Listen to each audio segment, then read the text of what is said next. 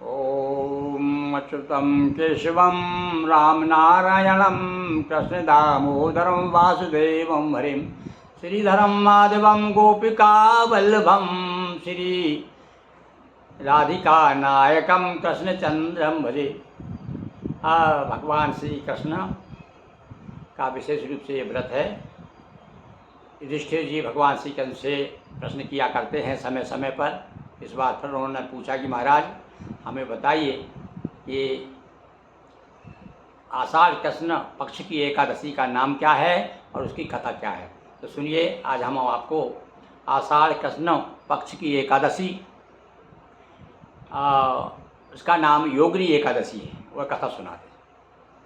तो सभी लोग अपने हाथ में जो भी कथा सुन रहे हैं श्रद्धा भक्ति के साथ में अपने हाथ में थोड़े से फूल या चावल रख लीजिए और कथा सुनने का भाई जब भी महत्व है कि बिल्कुल भगवान की तरफ ध्यान होना चाहिए। हाथ में चावल फूल लेते ही हमें ये लगने लगता है कि हम कुछ अनुष्ठान करने जा रहे हैं, पूजन कर रहे हैं, स्मरण कर रहे हैं किसी देवता का, या कथा सुन रहे हैं।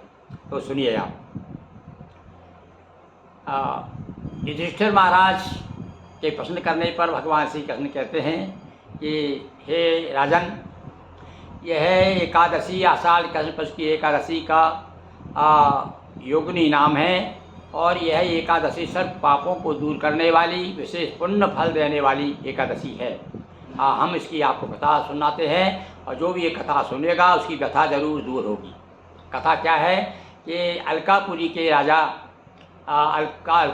राजा कुबेर, हमेशा आपको जानते ही भगवान शिव के परम भक्त हैं कुबेर और वो सखा भी हैं। तो नित्य प्रति शिवालय में भगवान की पूजन करते थे और वहाँ एक यक्ष था इनका सेवक, उसका नाम था हेममाली।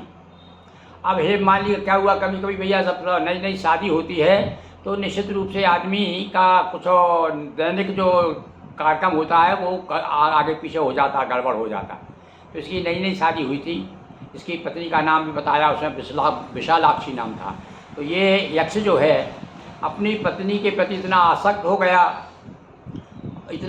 गया कि प्रेम के वशीभूत होकर के, और वो मतलब कह लीजिए अनियमित हो गया। एक बार तो क्या है, वो आया ही नहीं फूल, यानी कभी लेट देता था, कभी तो एक दिन तो क्या हुआ वो फूल देने गया ही नहीं।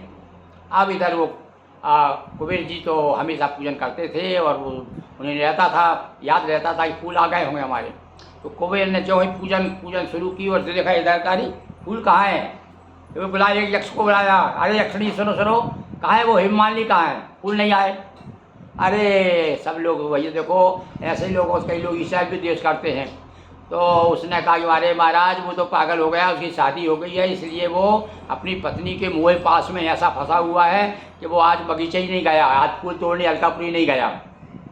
अब तो भैया नाराज हो गए कुबेर और उन्होंने श्राप दे दिया, जा नालायक, कि जिसके मुँह पास में फंसा हुआ है और तू तेरा बिछोड़ हो जाएगा और तू नीचे तेरा पतन हो जाएगा, तू कुष्ठ रोग हो जाएगा।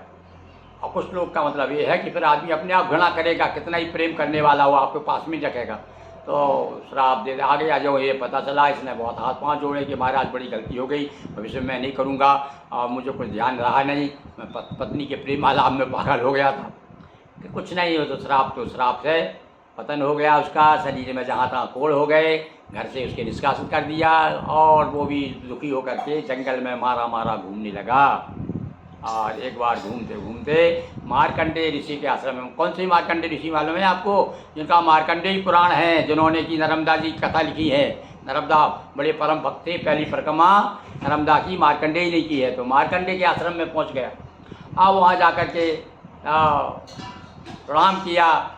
और ऋषि तो संत लोग तो बड़े भैया दूसरे के दुख से द्रवित हो जाते हैं। उन्हें पूछा कि अरे तेरी ऐसी स्थिति कब कैसे हो गई, तू कौन है, इस प्रकार मारा क्यों घूम रहा है, बड़ा दुखी दिखाई दे रहा है। उसने कहा कि महाराज मैं कुबेर का दास हूँ, उनका यक्ष हूँ, और मैं पूजन में मेरी गलती हो गई थी। एक बार मैं फूल ला नहीं पाया था भगवान शिव जी के लिए, तो मुझे श्राप दे दिया और उसका कष्ट भोग रहा हूँ। अच्छा ठीक है भाई। तो भाई संत तो बड़े दयालु होते हैं, उनका अच्छा होते उपाय बताते हैं हम तुझे, हैं, क्योंकि तूने सत्य बोला है इसलिए बता रहा हूँ मैं तुझे, क्योंकि सत्य की भी बड़ी महिमा है। क्या बताया उपाय, तो बोले तुम एक जाओ अभी आषाढ़ कृष्ण पक्ष की एकादशी आ रही है, योगिनी नाम है उसका, उसका व्रत करो तो तुम्हारा सब पापों से छूट जाओगे और तुम्हारी पत्नी से जो विलग हो गए हो, जो तुमने रो रो का किस्सा बताया है, तो वो तुम्हारी पत्नी से मिलन हो जाएगा। तो यहाँ भैया योगिनी नाम एकादशी, यानी योग यानी होता है मिलन। तो ये एकादशी ऐसी है कि बिछड़े हुओं को मिला भी देती है और सारे पापों को दूर करती है। तो इस प्रकार से यक्ष घर आ गया, स्वस्थ हो गया और अपनी पत्नी के साथ सुख से रहने लगा और फिर से कुबेर की सेवा में आ गया। बोलिए कृष्णचंद्र भगवान की जय। इस प्रकार से हमने आज आपको योगिनी एकादशी कथा सुनाई। जो भी इस कथा को सुनेगा उसकी सारी व्यथाएं दूर होगी, सारे दुख दूर होंगे और भगवान विष्णु की, भगवान श्री कृष्ण की उनकी कृपा प्राप्त होगी। बहुत बहुत धन्यवाद। ओम नमो भगवते वासुदेवाय।